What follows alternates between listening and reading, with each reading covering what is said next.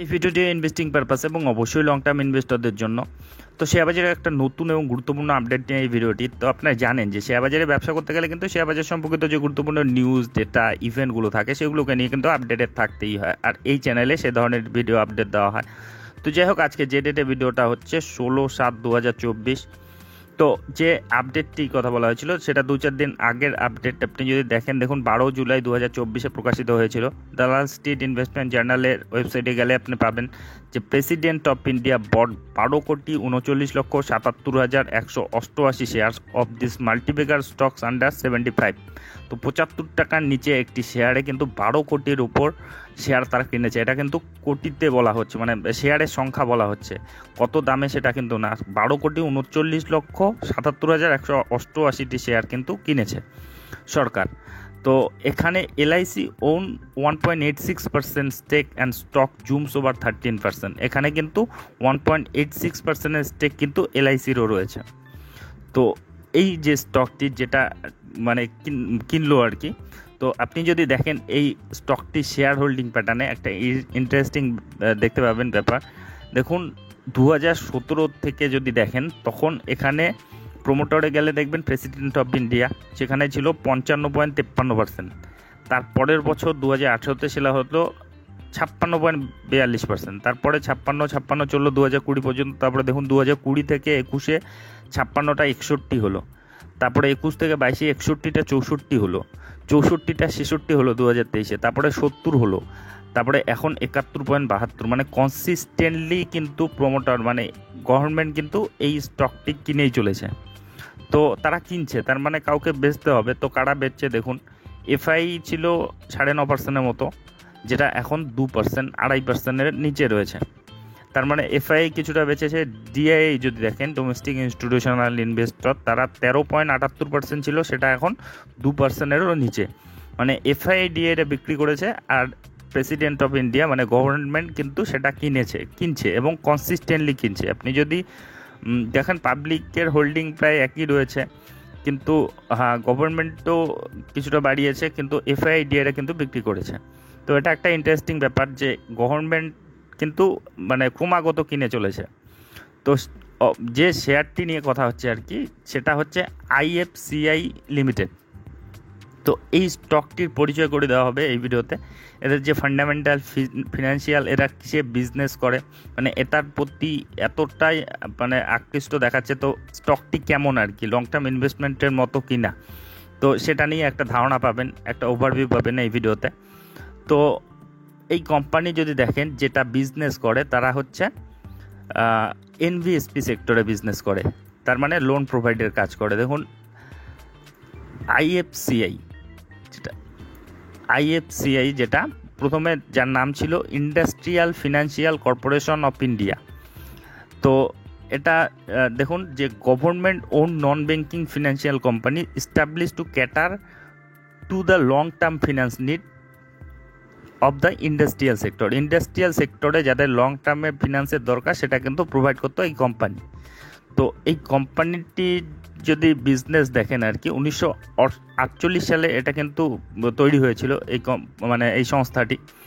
তো এর দেখুন airport, road, telecom, power, real estate, manufacturing, service sector, এসব বিভিন্ন সেক্টরে কিন্তু তাদের যারা আর কি কাজ করছে আর কি, তাদেরকে লোন প্রোভাইডার কিন্তু তারা কাজ করে। আপনি যদি ফিনান্সিয়াল প্রোডাক্ট দেখেন, তাদের প্রজেক্ট ফিনান্স রয়েছে, তারপরে কর্পোরেট ফিনান্স তারা প্রদান করে, তারপরে অ্যাডভাইসারি, কনসালটেন্সি, সেগুলো নিয়েও কিন্তু সেগুলো সার্ভিসও কিন্তু তারা প্রোভাইড করে।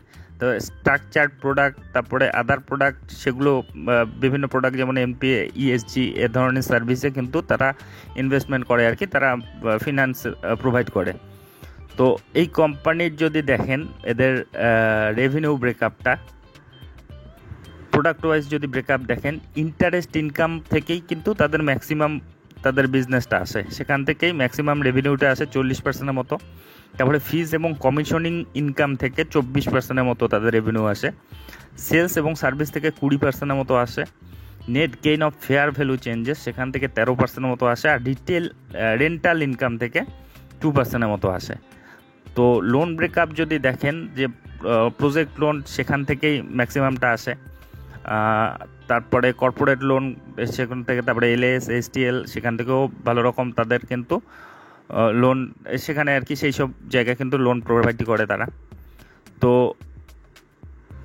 পুরোটাই এদের বিজনেস ইন্ডিয়াতেই রয়েছে।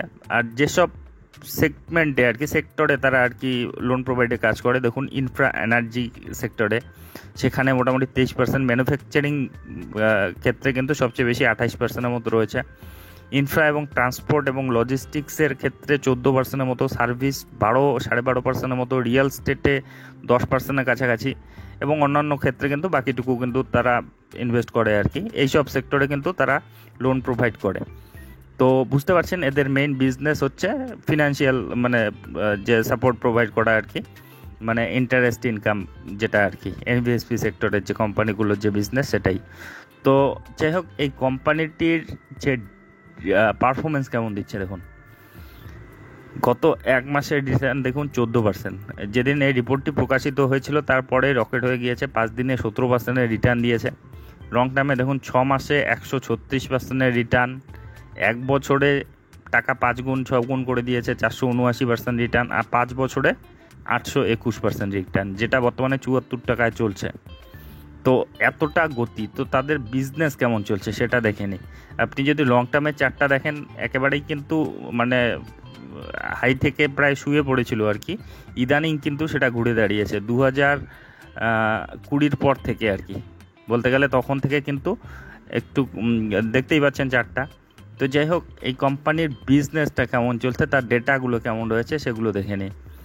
তো তার আগে ফান্ডামেন্টাল প্যারামিটারগুলো দেখুন, 19,372 কোটি মার্কেট ক্যাপিটাল, ছোটো মিড ক্যাপ ধরনের কোম্পানি, প্রাইস আর্নিং রেশিও 188 রয়েছে, প্রচুর হাইয়ে চলে গিয়েছে, রিটার্ন অন ইকুইটি খুবই কম, 2.49%-এর মতো, বুক ভ্যালু 20 রয়েছে, আর 74 টাকার আশেপাশে চলছে, ফেস ভ্যালু 10 রয়েছে, ডিভিডেন্ড দিচ্ছে, মানে মোট কথা খুব হাই ভ্যালুয়েশনে রয়েছে আপাতত যা অবস্থা রয়েছে এটার। তো ফান্ডামেন্টাল প্যারামিটারগুলো খুব যে স্ট্রেংথ রয়েছে সেটা কিন্তু নেই। আপনি এখন দেখুন এদের মেইন ব্যাপার, এদের বিজনেসে কেমন গ্রোথ রয়েছে। তো লং টার্মের হিসাবে যদি দেখেন, লম্বা সময়ের জন্য গত 5 বছরের হিসাব, 2019-এ এদের সেলস হতো 2800 কোটি, তারপরে 2020-তে 2800 কোটি, তারপরে 21-এ সেটা কমে হলো 2000 কোটি, তারপরে 2022-এ সেটা আরও কমে হলো 1500 কোটি, তারপরে 2023-এ আরও কমে হলো 1400 কোটি, এবারে কিন্তু বেড়েছে 1987 কোটি মার্চ 2024-এর হিসাবে।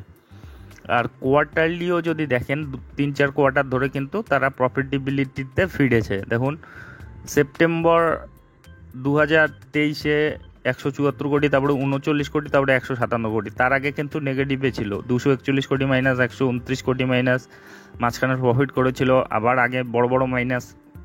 তো সেরকম কনসিস্টেন্সি নেই তাদের বিজনেসে, মানে সেরকম প্রফিটেবিলিটিতে। আপনি লং টার্মের হিসেবেও দেখুন, 2013 থেকে 2016 পর্যন্ত প্রফিটে ছিল, তারপরে 2017 থেকে 2022 পর্যন্ত, 2023 পর্যন্ত মাঝখানে প্রত্যেক বছরই লস করেছে, মাঝখানে শুধু 2018-তে লাভ করেছে, আর এবারে কিন্তু তারা লাভের মুখ দেখলো 241 কোটি, মানে একেবারেই কনসিস্টেন্সি নেই আর কি।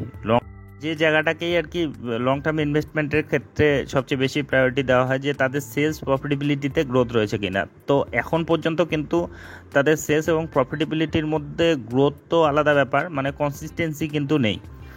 তো এবার ব্যালেন্স শিটে চলে যান। আচ্ছা, এ ধরনের এনবিএসপি সেক্টরের কোম্পানিগুলোর ব্যালেন্স শিট দেখে কিন্তু সেরকম বোঝা যায় না, কিন্তু আপনি যদি রিজার্ভ দেখেন, দেখুন 2000 কোটি রিজার্ভ রয়েছে, যেটা ইদানিং বেড়েছে, মাঝখানে কমে গিয়েছিল, আগে কিন্তু বেশি ছিল, তখন 5000 কোটি, 5000, 4000 কোটি, আস্তে আস্তে কমেছে, কমতে কমতে 700 কোটিতে গিয়ে দাঁড়িয়েছে 2022-এ। এখন কিন্তু আস্তে আস্তে ইমপ্রুভ করছে তাদের যে ব্যালেন্স শিটটা, তাদের যে রিজার্ভ কিন্তু স্ট্রং করছে গত 2-3 বছর ধরে। আপনি ঋণ যদি দেখেন, ঋণের ক্ষেত্রে আপনি যদি দেখেন, সেক্ষেত্রে কিন্তু ঋণ বেশি ছিল, ঋণটা ধীরে ধীরে কিন্তু কমাচ্ছে। দেখুন একসময় 23 কোটি, 28 কোটি এরকম ছিল, 16 কোটি, 12 কোটি, 11 কোটি, 7 কোটি, 6 কোটি, এখন 5 কোটি, ধীরে ধীরে কিন্তু তারা ইমপ্রুভ করছে।